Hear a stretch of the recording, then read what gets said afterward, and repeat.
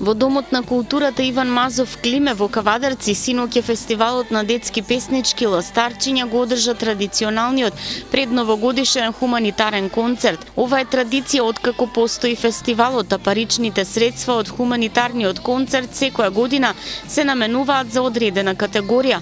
Помошта обично завршува онаму каде е најпотребна. Често тоа е повеќе детно семејство со социјален статус или дечиња од ранливи категории.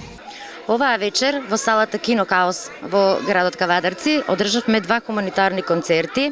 Едниот почнуваше од 17:30 и од 18:30, а утре планираме уште еден хуманитарен концерт за да им помогнеме на оние што ги сакаме, на оние што ми е потребна помош, и ова со нашиот фестивал Ластарчиња го правиме од самото постоење на фестивалот.